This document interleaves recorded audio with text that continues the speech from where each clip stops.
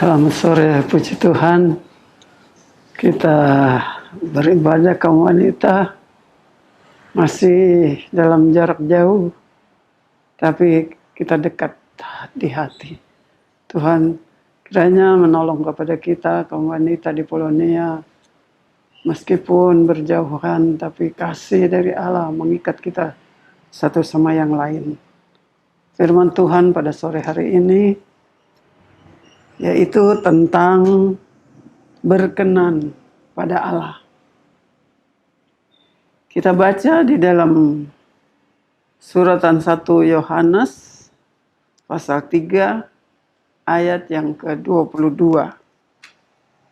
1 Yohanes pasal 3 ayat yang ke-22. Dan barang apa saja yang kita minta, kita perolehnya daripadanya. Karena kita menuruti segala perintahnya dan berbuat apa yang berkenan kepadanya. Ayat ini saudara yang kita akan lihat bersama-sama bagaimana seseorang itu berkenan kepada Allah. Dan kalau kita berkenan kepada Tuhan, atau artinya berkenan, artinya kita disenangi oleh Tuhan. Apa saja yang kita minta, kita akan peroleh daripada Tuhan. Karena kita menuruti segala perintahnya dan berbuat apa yang berkenan kepadanya. Kita berbuat apa yang berkenan kepadanya, maka Tuhan akan berkenan kepada kita. Di ayat-ayat ini dikatakan apa saja yang kita minta kita akan memperoleh daripadanya. Karena kita menuruti segala perintahnya dan kita berbuat apa yang berkenan kepadanya. Di dalam Amsal Soleman pasal 15, Amsal Soleman pasal 15 ayat yang ke-8. Amsal Soleman 15 ayat 8. Korban orang fasik adalah kekejian bagi Tuhan, tetapi doa orang yang jujur dikenannya. Jadi ada dua hal. Di dalam Amsal Soleman 15 ayat yang ke-8 ini dikatakan korban orang fasik adalah kekejian bagi Tuhan. Artinya Tuhan tidak senang. Tetapi doa orang jujur dikenankannya. Kalau orang berkorban, itu kalau hati orang itu fasik. Artinya fasik itu tahu tentang Tuhan, tahu akan firman Tuhan, tapi tidak melakukannya. Itu orang fasik. Itu korbannya pun Tuhan tidak suka. Dikatakan menjadi satu kekejian kepada Tuhan. Tapi kalau orang yang berkenan kepada Tuhan, yang menuruti firman-Nya, doanya itu diperkenankan oleh Tuhan. Jadi kalau Tuhan berkenan, berarti Tuhan dengar, Tuhan akan menjawab seturut dengan waktu yang Tuhan telah tentukan. Nah, di dalam ayat tadi yang kita baca, bahwa apa saja yang kita minta, kita memperoleh daripadanya karena kita menuruti segala firman-Nya. Jadi ada dua hal di sini. Orang yang berkenan dan orang yang tidak berkenan. Doa daripada orang yang berkenan kepada Tuhan itu, orang jujur tadi dikatakan, Tuhan berkenan. Di dalam Alkitab ini tidak semuanya di dalam cerita Alkitab ini tidak semua orang-orang yang hidup itu berkenan kepada Tuhan. Ternyata anak dari Adam, kita tahu ada dua.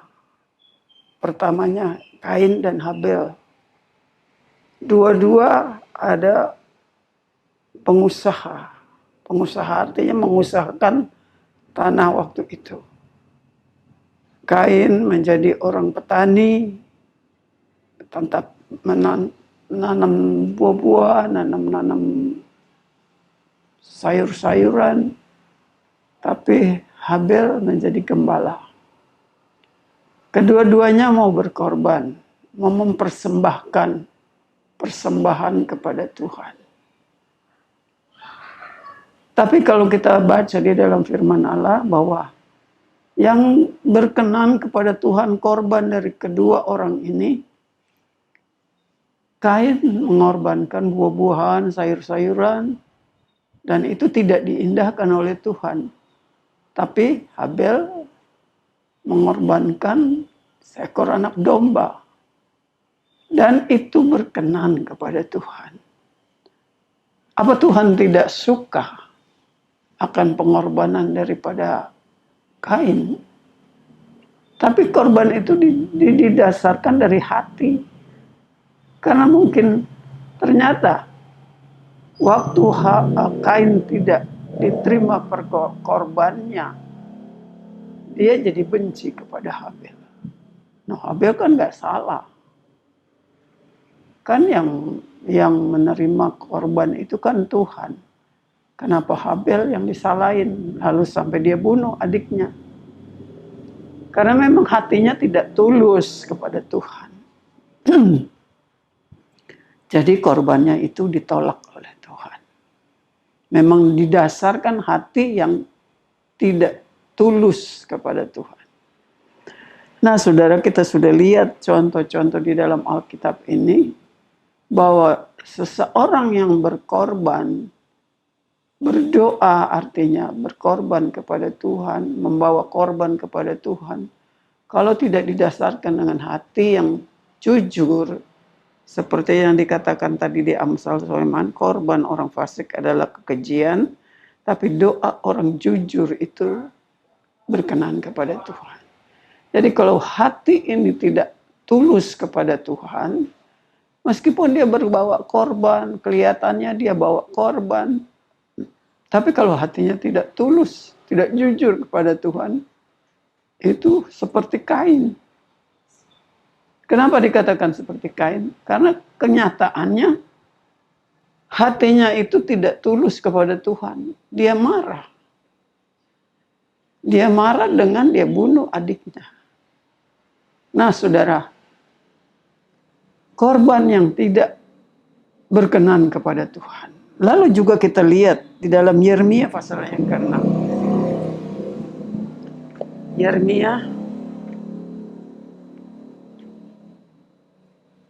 Yeremia pasal 6 ayat 18 sampai ayat 20. Sebab itu dengarlah hai bangsa-bangsa dan ketahuilah hai jemaat apa yang akan terjadi atas mereka.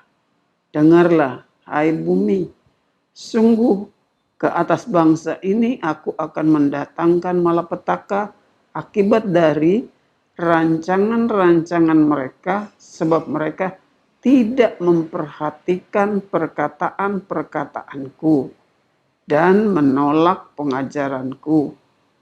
Apakah gunanya bagiku kamu bawa kemenyan dari Seba dan tebu yang baik dari negeri yang jauh? Aku tidak berkenan kepada korban-korban bakaranmu, dan korban-korban persembelihanmu tidak menyenangkan hatiku. Maksud dari kita berdoa, berkorban, itu tujuannya adalah untuk doa kita didengar oleh Tuhan. Maksudnya adalah untuk menyenangkan hati Tuhan. Tapi kalau dengan hati yang tidak tulus, dengan hati yang tidak jujur, itu dikatakan orang-orang Israel ini berkorban, tapi Tuhan tidak menyenangkan hati Tuhan. Karena apa? Karena mereka sendiri tidak memperhatikan firman Tuhan.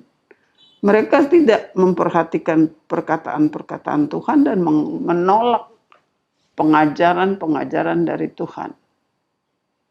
Jadi dengan dasar apa mereka berkorban? Sedangkan mereka tidak mau dengar perintah-perintah Tuhan. Sedangkan mereka tidak mau taat kepada firman Tuhan. Tapi mereka hanya orang-orang yang berkorban sedemikian tidak tulus hatinya kepada Tuhan. Jadi itu korban-korban yang tidak berkenan kepada Tuhan. Karena korban kalau didasarkan dengan hati yang tidak taat kepada firman Tuhan itu sia-sia. Kita harus taat kepada firman Tuhan, dengar pengajarannya, lakukan firman-Nya. Itu yang berkenan kepada Tuhan. Jadi saudara kita lihat, korban itu berkenan kepada Tuhan kalau hati kita ini tulus kepada Tuhan. Artinya kita mendengar ajaran-ajaran firman Tuhan dan melakukannya. Baru hati Tuhan itu senang. Meskipun kita kalau bawa korban, berdoa, kita berdoa kepada Tuhan, tapi hati kita ini tidak mau dengar akan firman Tuhan, itu menjadi satu kekejian bagi Tuhan. Nah, satu cerita lagi di dalam firman Tuhan yang tidak berkenan kepada Tuhan, kita tahu kan Raja Saul. Raja Saul, raja pertama bagi bangsa Israel. Sebab Tuhan telah tentukan dia menjadi raja pada waktu itu. Tapi ternyata di dalam perjalanan kehidupannya, dia tidak taat kepada firman Tuhan. Kalau kita baca saudara, di dalam 1 Samuel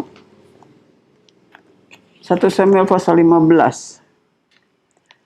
Bagaimana Tuhan perintahkan kepada Raja Saul ini untuk menumpas semua orang Amalek. Di dalam 1 Samuel pasal 15, kalau kita baca di dalam ayat yang ketiga dikatakan, jadi pergilah sekarang, kalahkanlah orang Amalek, tumpaslah segala yang ada padanya, dan janganlah ada belas kasihan kepadanya. Bunuhlah semua laki-laki maupun perempuan, kanak-kanak maupun anak-anak yang menyusu, lembu maupun domba, unta maupun keledai. Jadi semua harus ditumpas. Selain rajanya, rakyatnya, laki-laki, perempuan, anak-anak, semua harus ditumpas. Itu perintah. Tapi kenyataannya, Raja Saul tidak berbuat demikian. Ini perintah dari Tuhan untuk Raja Saul, orang Israel, raja orang Israel. Tapi kenyataannya, kalau kita baca di dalam ayat yang ke-7, lalu Saul memukul kalah orang Amalek mulai dari Hawilah sampai ke Shur yang di sebelah timur Mesir. Agag, ini raja orang Amalek, ditangkapnya hidup-hidup, tetapi segenap rakyatnya ditumpasnya dengan mata pedang. Tetapi Saul dan rakyat itu menyelamatkan Agag dan kambing domba dan lembu-lembu yang terbaik dan tambun, pula anak domba dan segala yang berharga. Tidak mau mereka menumpas semuanya itu. Tetapi segala kawanan yang tidak berharga dan yang buruk, itulah yang ditumpas mereka. Jadi kita lihat kesalahan. Menyalahkan perintah Tuhan. Tuhan katakan tumpas semua. Laki-laki, perempuan, domba-domba semua, sampai unta-unta semua ditumpas. Tapi kenyataannya rajanya ditangkap, tapi tidak dibunuh. Dan binatang-binatang yang gemuk-gemuk, yang bagus-bagus, itu tidak dibunuh. Tidak ditumpas. Hanya dikatakan yang jelek-jelek. Di sini katakan hewan yang tidak berharga, yang buruk, itu yang ditumpas. Kan sudah berlainan dengan perintah Tuhan. Sepertinya dia menuruti akan perintah Tuhan, tetapi sebenarnya mereka tidak melakukannya. Kalau kita lihat di dalam ayat yang ke-22, di dalam ayat 22 dari 1 Samuel pasal 15. Tetapi jawab Samuel, apakah Tuhan itu berkenan kepada korban bakaran dan korban sembelihan sama seperti kepada mendengarkan suara Tuhan? Sesungguhnya mendengar lebih baik daripada korban sembelihan, memperhatikan lebih baik daripada lemak domba-domba jantan. Jadi saudara, kita lihat apa yang diperintahkan Tuhan itu dirubah sendiri oleh Saul. Tapi jawabannya Saul kepada Samuel dikatakan di dalam ayat yang ke-13, ketika Samuel sampai kepada Saul, berkatalah Saul kepadanya, pada Samuel, diberkatilah kiranya engkau oleh Tuhan, aku telah melakukan firman Tuhan. Ini ngakunya, aku telah melakukan firman Tuhan. Tetapi kata Samuel, kalau begitu, apakah yang bunyi kambing domba yang sampai ke telingaku dan bunyi lembu-lembu yang kudengar itu? Alasan dari Saul. Jawab Saul, semuanya itu dibawa daripada orang Amalek, sebab rakyat menyelamatkan kambing domba dan lembu-lembu yang terbaik dengan maksud untuk mempersembahkan korban kepada Tuhan Allahmu. Tetapi selebihnya telah kami tumpas. Nah saudara, kalau kita lihat di sini jawaban dari Raja Saul, udah menyimpang dari apa yang Tuhan perintahkan. Kan Tuhan perintahkan semua dari raja sampai rakyat sampai binatang semua ditumpas. Sekarang pilih-pilih yang bagus-bagus nggak dibunuh. Alasannya untuk dibawa korban kepada Tuhan. Tadi dikatakan lebih baik dengar firman Tuhan daripada persembahan atau korban. Jadi menurut firman Tuhan itu lebih baik daripada korban. Kalau kita berkorban lalu hati kita tidak mendengarkan firman Tuhan, itu jadi salah di hadapan Tuhan. Itu jadi tidak berkenan kepada Tuhan. Tuhan mau kita melakukan firman-Nya supaya doa kita, korban kita itu memperkenankan hati Tuhan. Bukannya kita membuat aturan sendiri. Seperti Raja Saul membuat aturan sendiri.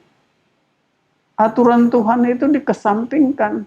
Dia tidak menuruti firman Tuhan dengan alasan dia mau korbankan kepada Tuhan. Sebenarnya Tuhan katakan tumpas. Kalau Tuhan katakan tumpas, ya tumpas. Bukannya lalu dipilih-pilih. Yang bagus-bagus dipilih-pilih. Yang jelek-jelek aja yang ditumpas. Kan Tuhan tidak berfirman begitu. Tapi Raja Saul merasa dia sudah melakukan firman Tuhan. Sebenarnya tidak. Kalau firman Tuhan katakan tumpas, semua harus ditumpas semua. Bukan dipilih-pilih. Bukan ada alasan-alasan. Itu kan banyak kali manusia bikin alasan. Alasan ini dan itu sampai tidak bisa mengikuti firman Tuhan. Jadi saudara, kita harus taat melakukan firman Tuhan.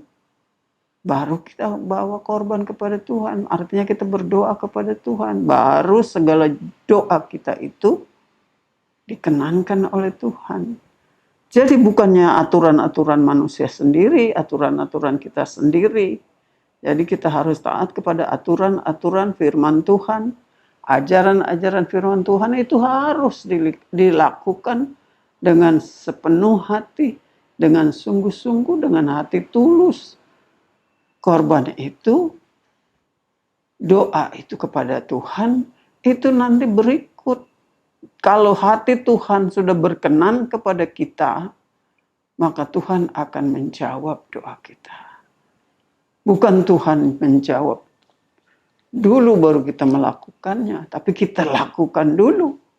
Kita lakukan dulu firman Tuhan, kita lakukan dulu ajaran-ajaran Tuhan, kita menyenangkan hati Tuhan, baru kemudian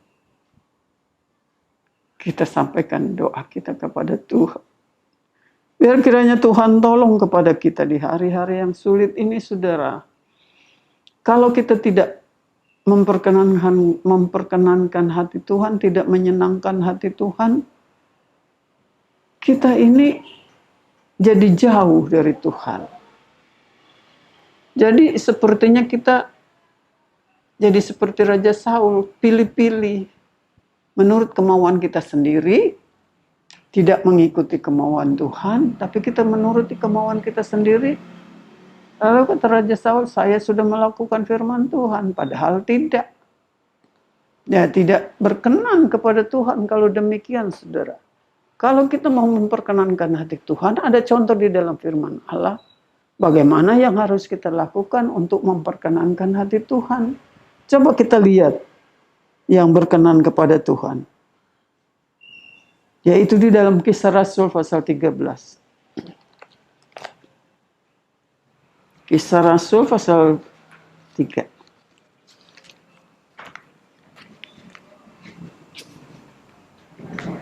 Kisah Rasul pasal 13. Kisah Rasul pasal 13 ayat yang ke-22. Kisah Rasul pasal 13 ayat 22.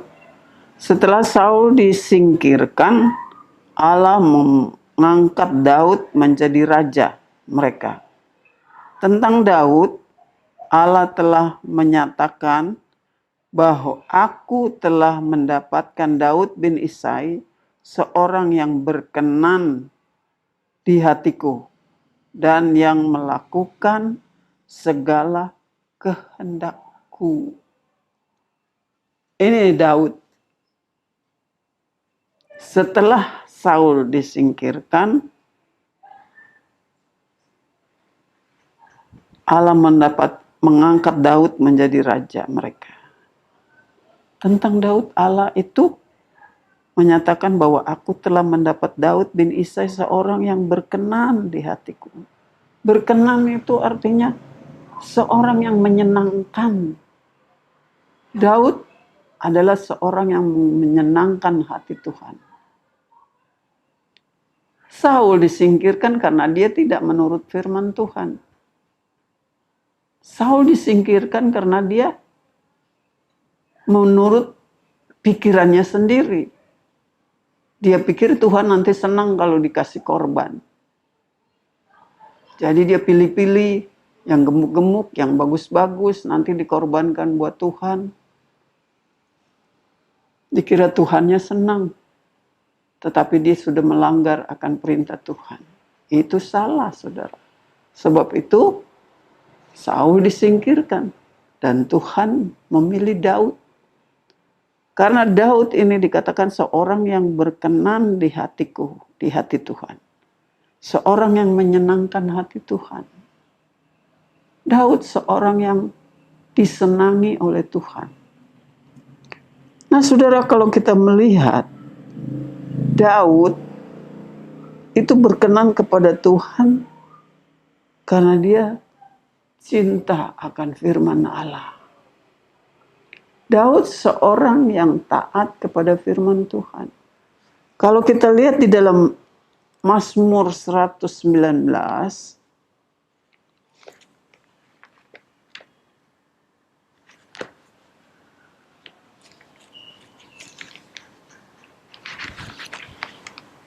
Mazmur 119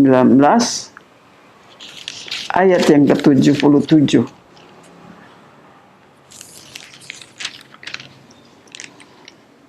Ini Daud. Mazmur 119 ayat yang ke-77. Biarlah rahmat-Mu sampai kepadaku supaya aku hidup Sebab Tauratmu, firman Tuhan, adalah kegemaranku. Jadi firman Tuhan itu di salinan ini dikatakan sebab waktu itu adalah Taurat, aturan-aturan yang dari Tuhan. Itu menjadi kegemaranku, kesukaannya.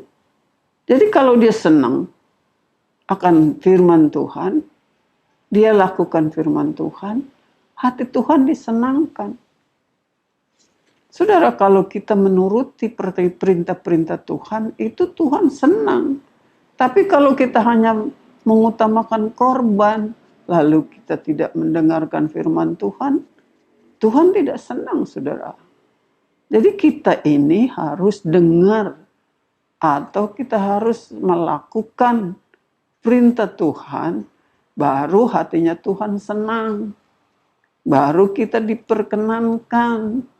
Kalau kita tidak melakukan firman Tuhan, itu sama juga kita tidak melakukan firman Tuhan, sama juga kita melawan firman Tuhan. Kita meremehkan firman Tuhan. Kalau kita meremehkan firman Tuhan, itu ada akibatnya, saudara, kata Amsal Soleman. Jadi kalau kita mau menyenangkan hati Tuhan, kita turut perintahnya. Kita lakukan perintahnya, bukan seperti Saul. Saul itu seolah-olah mau menyenangkan Tuhan dengan korban.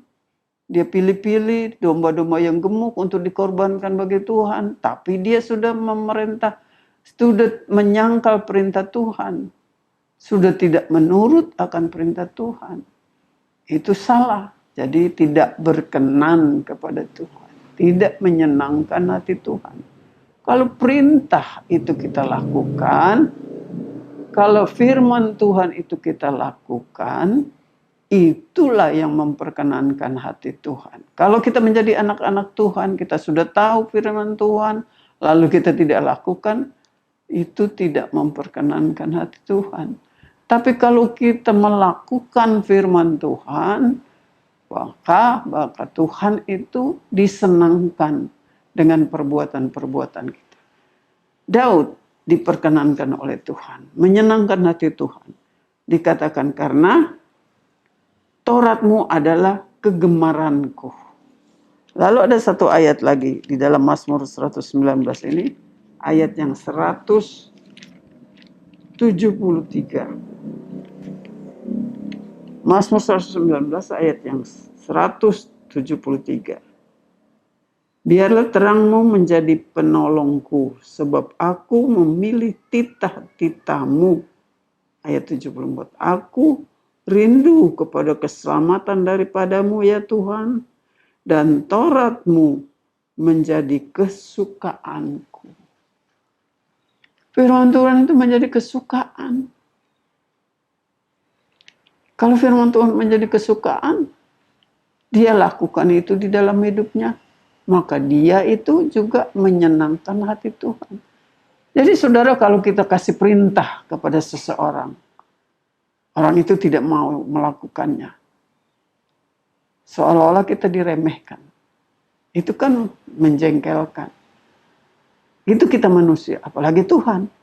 Kalau Tuhan berikan firman kepada kita, berikan perintah kepada kita, lalu kita tidak lakukan, itu tidak menyenangkan Tuhan, tidak berkenan kepada Tuhan.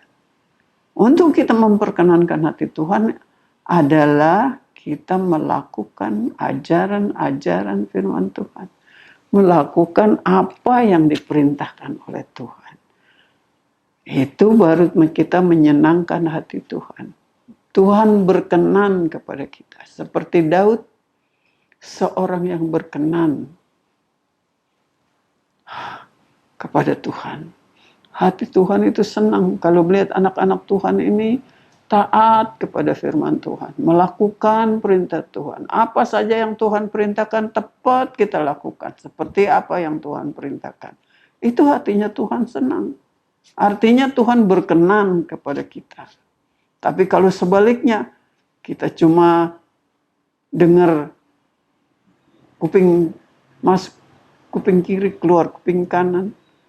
tidak dilakukan, menjadi anak Tuhan, tidak melakukan firman Tuhan. Tapi kita rajin masuk gereja, tapi kita tidak pernah melakukan firman Tuhan.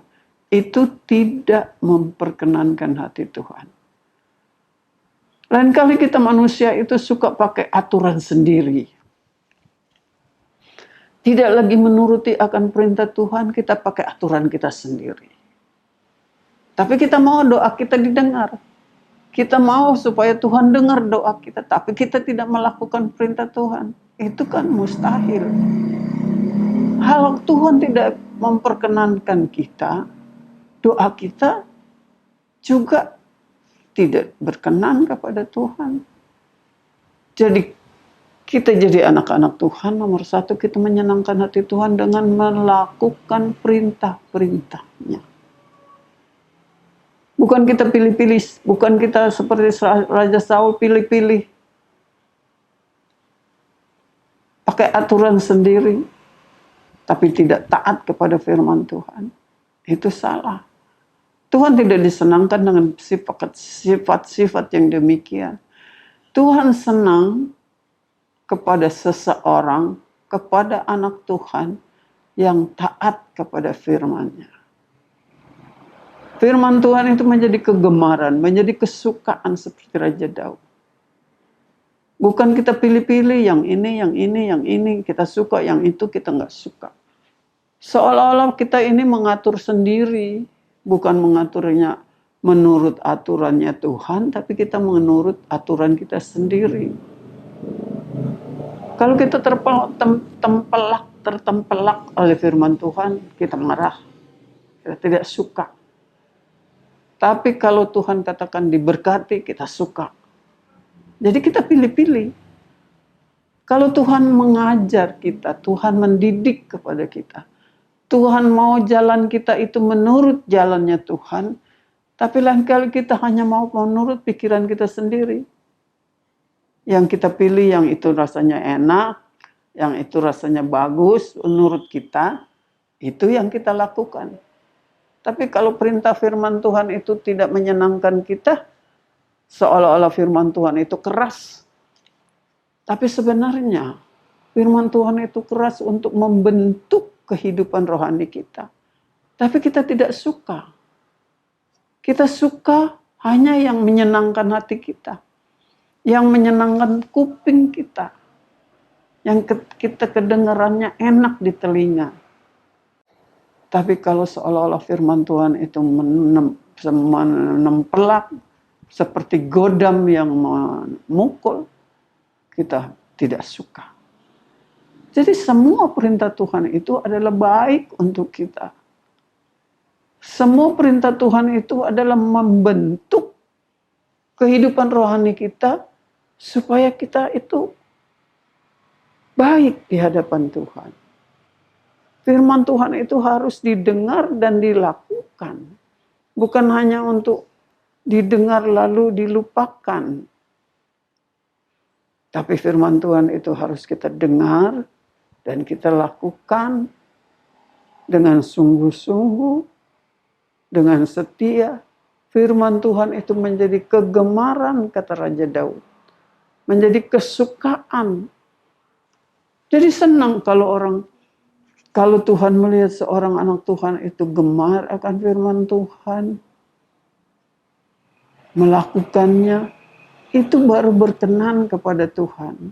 Tapi kalau kita pakai aturan kita sendiri, pakai ajaran kita sendiri, kita mentafsirkan diri sendiri untuk kebaikan kita, maka itu tidak sesuai dengan apa yang Tuhan mau, seperti Raja Saul. Tuhan mau kita menjadi anak-anak Tuhan yang menyenangkan hati Tuhan. Lalu kalau doa kita tidak dijawab, kita pikir Tuhan itu tidak cinta kepada kita. Padahal bukan begitu. Kitanya yang salah sebab kita tidak melakukan perintah Tuhan. Saul seorang raja yang dipilih oleh Tuhan. Tapi kalau dia tidak melakukan perintah Tuhan, maka dia dicopot. Tuhan tidak teruskan kedudukannya. Tuhan pilih yang lain. Seperti Daud yang menyenangkan hati Tuhan. Tuhan pilih. Karena Daud ini seorang yang menyenangkan Tuhan. Karena Daud seorang yang taat kepada firman Tuhan. Firman Tuhan itu menjadi kesukaannya, kegemarannya. Itu sebabnya dia berkenan kepada Tuhan. Nah saudara, kita komunitas. Kita mau segala sesuatu yang kita perlukan, kita doa. Kita berdoa. Kita mau supaya Tuhan dengar doa kita. Kita mau supaya Tuhan jawab kita. Nah dari kita harus melakukan apa yang berkenan kepada Tuhan. Kalau kita lihat saudara, di dalam Roma pasal 12, ayat ini kita sudah sangat tahu saudara. Roma pasal 12, ayat 1 dan ayat 2. Roma pasal 12 ayat 1. Karena itu saudara-saudara, demi kemurahan Allah, aku menasehati kamu, supaya kamu mempersembahkan tubuhmu sebagai persembahan yang hidup, yang kudus, dan yang berkenan kepada Allah. Itu adalah ibadahmu yang sejati. Janganlah kamu menjadi serupa dengan dunia ini, tetapi berubahlah oleh pembaharuan budimu, sehingga kamu dapat membedakan mana yang kehendak Allah, apa yang baik dan yang berkenan kepada Allah, dan yang sempurna. Di dalam kehidupan kita diajar oleh firman Allah. Di sini dikatakan supaya kamu mempersembahkan tubuhmu sebagai persembahan yang hidup. Tubuh kita ini kita persembahkan sebagai persembahan yang hidup, yang kudus, dan yang berkenan kepada Allah. Itulah ibadahmu yang sejati. Ibadah yang sejati adalah mempersembahkan kehidupan kita, selain kita persembahkan kehidupan yang kudus.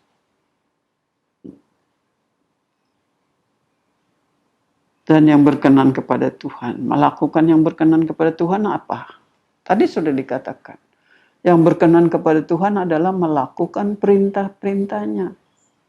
Kalau kita beribadah lalu kita tidak melakukan perintah-perintah Tuhan, itu tidak berkenan kepada Tuhan. Lalu di ayat 2 dikatakan, janganlah kamu menjadi serupa dengan dunia ini, tetapi berubahlah pembaharuan budimu. Budi kita ini, akal budi kita, kehidupan kita, kelakuan kita, kalau tidak berkenan kepada Tuhan, harus dicocokkan dengan firman Allah.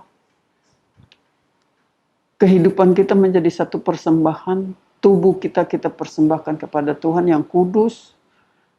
Bukan yang seperti kehidupan yang seperti dunia ini. Bukan seperti dikatakan jangan kamu menjadi serupa dengan dunia ini, tetapi berubahlah dengan pembaharuan budimu. Sifat kita ini, kelakuan kita yang lama itu sudah dirubah. Kalau kita mau dirubah. Yang bisa merubah kita adalah firman Allah. Kalau kita mengikutinya. Kalau kita menurutinya. Maka itulah persembahan yang berkenan kepada Tuhan. Kehidupan kita bukan lagi kehidupan seperti yang lama. Tuhan Yesus pernah berkata kita harus lahir baru. Dirubah. Kehidupan yang lama itu sudah lewat. Bahkan yang baru itu sudah terbit. Jadi kita menjadi anak Tuhan itu bukan seperti kehidupan yang sia-sia. Bukan seperti yang dunia ini. Kehidupan kita menurut seperti yang firman Tuhan ajarkan kepada kita. Maka itulah ibadahmu yang sejati. Dan juga saudara kita lihat di dalam Kolose pasal 1. Kolose pasal 1 ini untuk kita.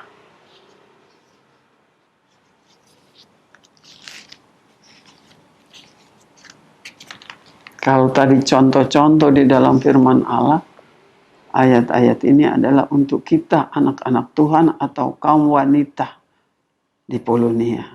Kolose pasal 1 ayat yang ke-10. Sehingga hidupmu layak di hadapannya, di hadapan Tuhan, serta berkenan kepadanya, kepada Tuhan dalam segala hal. Dan kamu memberi buah dalam segala pekerjaan yang baik dan bertumbuh dalam pengetahuan yang benar tentang Allah. Kehidupan kita ini layak berkenan kepada Tuhan di dalam segala hal. Banyak saudara, di dalam segala hal, dan memberi buah yang dalam pekerjaan yang baik. Jadi selain kita dirubah dari kehidupan yang lama menjadi kehidupan yang baru, kita lahir baru menjadi anak-anak Tuhan yang bukan seperti dunia ini. Lalu kita ini layak kepada Tuhan, berkenan kepada Tuhan, dan kita berbuah yang baik untuk Tuhan. Itu semua dapat dikerjakan kalau kita mau melakukan perintah-perintah Tuhan. Bagaimana perintah-perintah Tuhan itu kita tidak lakukan? Bagaimana kita bisa berubah? Tetap saja kita ini tidak berubah. Kita tidak dilahirkan baru. Sedangkan Tuhan sendiri ajar kepada Nikodemus, seorang ahli Taurat, untuk lahir baru, untuk berubah. Baru dia boleh melihat kerajaan Allah. Kalau tidak bisa melihat kerajaan Allah. Nah saudara, kita ini anak-anak Tuhan, khususnya kita kaum wanita. Memang di dalam dunia ini banyak hal yang bisa membuat kita repot, membuat kita sibuk, membuat kita banyak urusan.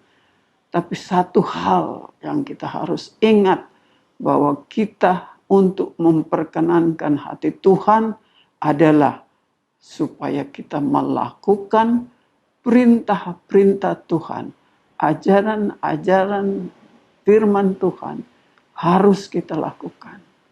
Mau tidak mau kita harus lakukan supaya kita berkenan kepada Tuhan dan doa kita itu dijawab oleh Tuhan. Dan ayat lagi satu di dalam 1 Tesalonika pasal 4.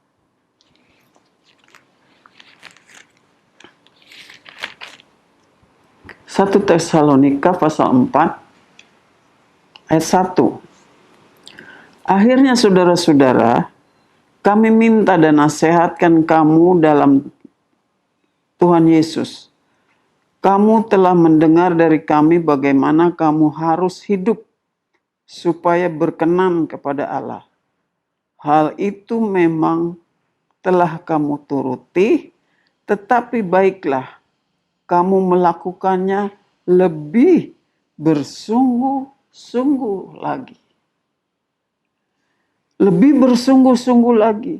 Hidup untuk berkenan kepada Tuhan.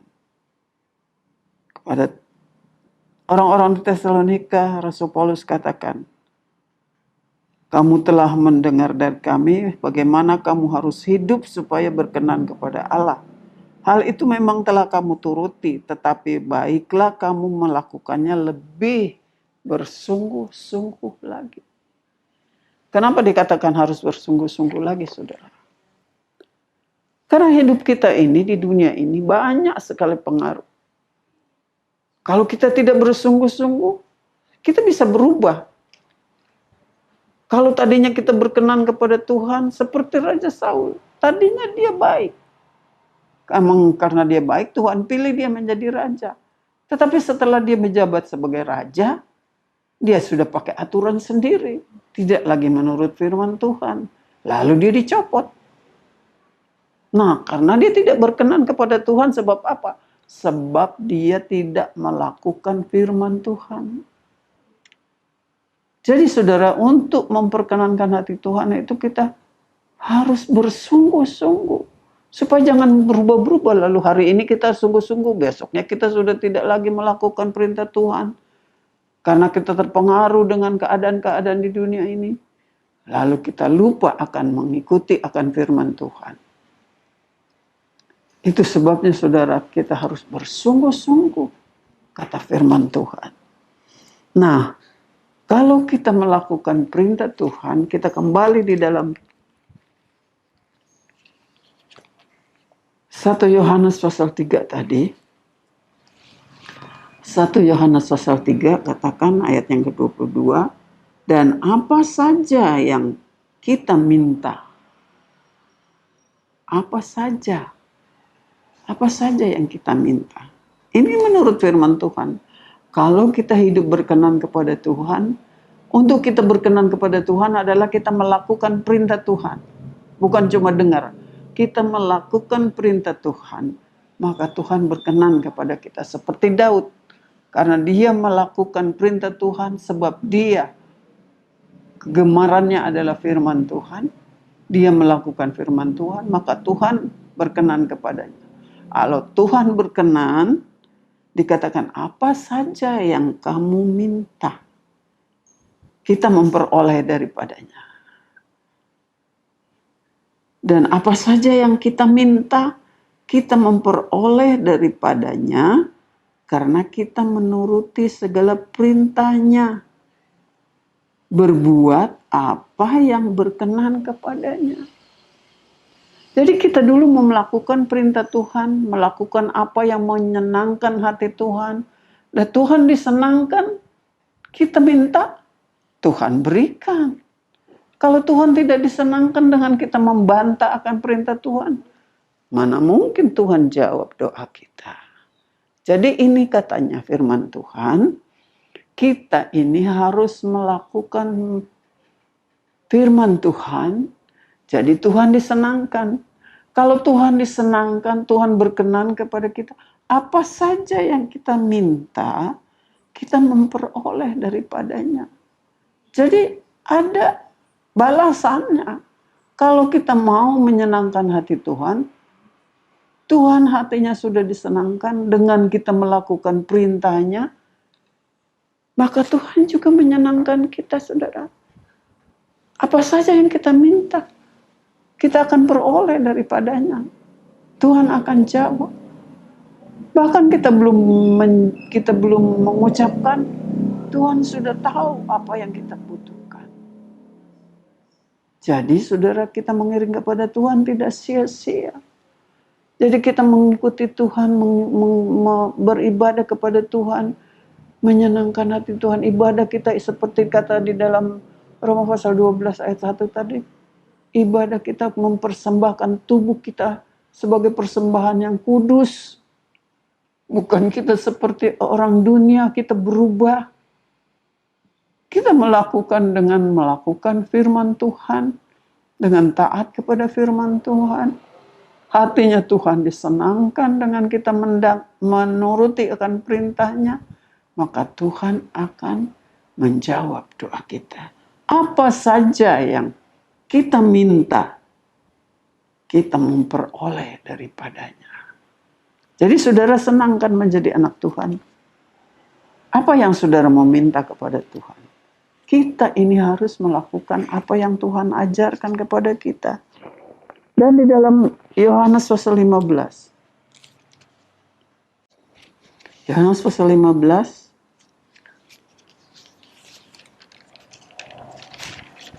Ayat yang ke-7. Yohanes 15 ayat yang ke-7. Jikalau kamu tinggal di dalam aku, dan firman-Ku tinggal di dalam kamu, mintalah apa saja yang kamu kehendaki, dan kamu akan menerimanya.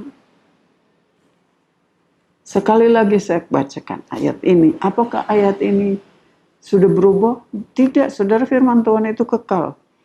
jika kamu tinggal di dalam aku dan firman-Ku tinggal di dalam kamu, jadi kita saling berhubungan. Firman Tuhan tinggal di dalam kita, kita tinggal di dalam Tuhan. Mintalah apa saja yang kamu kehendaki, dan kamu akan menerimanya. Kan senang jadi anak Tuhan. Kalau kita berdoa dijawab oleh Tuhan, itu ada satu hal yang luar biasa, saudara. Sebab Tuhan sangat mengetahui segala keperluan kita. Kita tidak pernah dibiarkan, saudara, di masa-masa yang gelap, sampai kita boleh bertemu dengan Dia sebagaimana Dia ada. Apa saja yang kita minta, kita memperoleh daripadanya. Karena kita menuruti firman-Nya. Itulah firman Tuhan pada sore hari ini. Biar kiranya kita kaum wanita menyadari bahwa kita iring kepada Tuhan bukan hanya sekedar, tapi kita melakukan firman Tuhan. Jangan kita menurut kemauan kita sendiri, tapi kita menuruti kehendak Tuhan. Kita menyenangkan hati Tuhan. Maka mintalah apa saja yang kamu minta. Itu akan kita peroleh daripadanya. Tuhan memberkati.